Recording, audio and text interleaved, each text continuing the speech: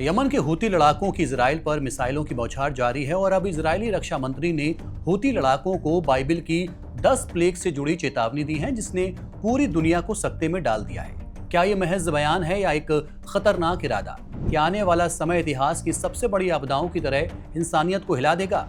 आज हम आपको बताएंगे ये 10 प्लेग क्या है, क्योंकि ये आज फिर चर्चा में है और इसका मतलब सिर्फ धार्मिक नहीं बल्कि राजनीतिक और मानवीय संकट से भी जुड़ सकता है। नमस्कार, मैं हूं आसिफ इकबाल। बने रहिए हमारे साथ, क्योंकि ये कहानी आपको सोचने पर मजबूर कर देगी।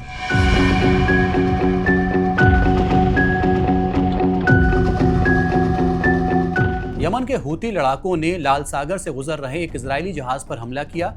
यह हमला हूती नियंत्रण वाले होदेदाह तट के पास हुआ है। यह हमला ऐसे समय में हुआ है जब पिछले सप्ताह इजरायल की कार्रवाई में हूती समर्थित यमन के प्रधानमंत्री अहमद गालिब नासिर अल रहावी समेत कई वरिष्ठ अधिकारी मारे गए थे।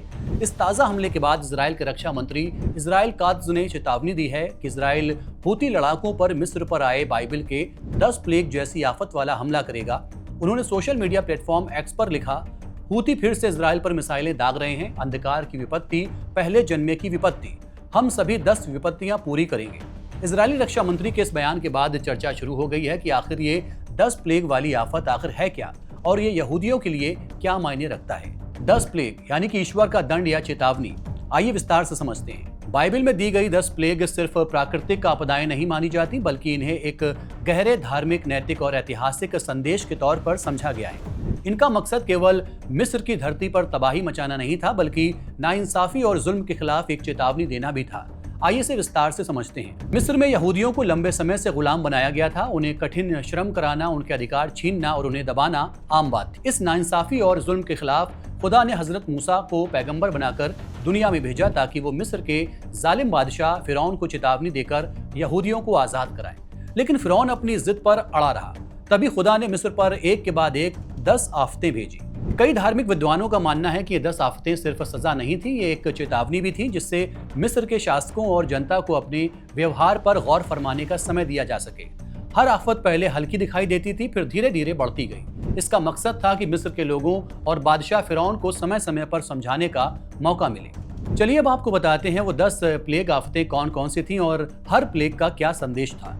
नील नदी के पानी का खून बनना। बाइबिल की पहली विपत्ति में नील नदी का पानी खून में बदल गया था। नील नदी मिस्र की अर्थव्यवस्था, कृषि, परिवहन और धार्मिक आस्था का केंद्र थी। वहां के लोग नील नदी पर निर्भर थे।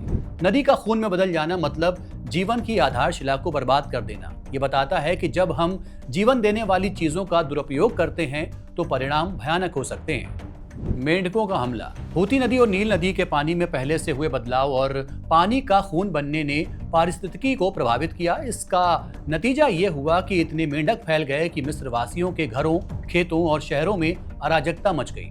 इससे ये संदेश मिलता है कि प्रकृति का संतुलन बिगड़ने पर अराजकता फैलती है। छोटी सी समस्या भी बड़े संकट का रूप ले सकती है। जूं या कीड़े। बाइबिल की तीसरी आफत में मिस्र वासियों के शरीर और दूसरी चीजों पर जुएं और कीड़े फैल गए। ये एक प्राकृतिक आपदा नहीं थी, बल्कि संदेश था कि ये हमें सिखाते हैं कि साफ सफाई और अनुशासन की अनदेखी से सेहत और समाज दोनों प्रभावित होते हैं। छोटे परजीवी और कीड़े बड़ी परेशानी का सबब बन जाते हैं।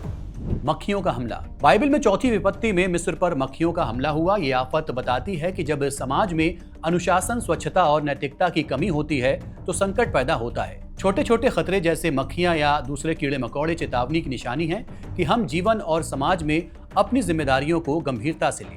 पशुओं में बीमारियां। बाइबिल की 5वीं आफत में मिस्र के पशुओं में भयंकर बीमारी फैल गई थी। ये आफत बताती है कि समाज की मजबूती केवल लोगों पर नहीं बल्कि प्रकृति, पशुओं और संसाधनों पर भी निर्भर करती है। पशुपालन में लापरवाही से बीमारी फैल सकती है, जिससे समाज की जड़ें कमजोर हो जाती हैं। फोड़े और घाव। बाइबिल की 6ठी आफत में मिस्र वासियों के शरीर पर फोड़े और घाव फैल गए थे। इससे ये संदेश था कि शारीरिक बीमारी केवल शरीर तक सीमित नहीं रहती, ये मन और समाज को भी प्रभावित करती है। अत्याचार, अन्याय और असमानता का असर हर व्यक्ति पर पड़ता है। हमें हर व्यक्ति की पीड़ा को समझते हुए करुणा और सहयोग का वातावरण बनाना चाहिए। ओले और तूफान। बाइबिल की 7वीं आफत में मिस्र पर ओलों और तूफानों की आपदा आई थी। ये एक गहरी चेतावनी थी कि इंसान का अहंकार, लापरवाही और खुदगर्जी आखिरकार कुदरत के प्रकोप के सामने टिक नहीं सकती। विनम्रता, पर्यावरण संरक्षण और सामूहिक प्रयास ही भविष्य को सुरक्षित बना सकते हैं। टिड्डियों का हमला। बाइबल की 8वीं आफत में टिड्डियों का हमला मिस्र वासियों पर पड़ा था। ये घटना केवल खेतों और फसलों का नुकसान नहीं थी, बल्कि मानव की इच्छाओं, लालच और असंतुलित उपभोग का प्रतीक भी बन जाती है। जरूरत के मुताबिक उपयोग करना ही टिकाऊ विकास का आधार है। अंधकार। बाइबल की 9वीं विपत्ति में पूरे मिस्र में घना अंधकार छा गया था। ये केवल सूरज न निकलने का प्राकृतिक संकट नहीं था, बल्कि गहरे प्रतीकात्मक अर्थ वाला संदेश भी था। बाहरी संकट तभी गंभीर बनता है जब भीतर अज्ञान और अनैतिकता का अंधकार छा जाए। पहला जन्मा बालक मरना। बाइबल की 10वीं और अंतिम विपत्ति में मिस्र के हर घर के पहले जन्मे बालक की मौत हो जाती है।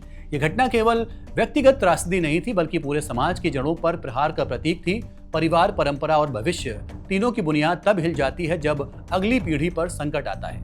इजरायली रक्षा मंत्री की ये चेतावनी सिर्फ एक बयान नहीं, ये चेतावनी एक युद्ध की तैयारी है। सवाल सिर्फ इजराइल और हूतियों का नहीं, बल्कि फिलिस्तीन और यमन के भविष्य का है। फिलहाल के लिए इतना ही। देखते रहिए one India. Subscribe to One India and never miss an update. Download the One India app now.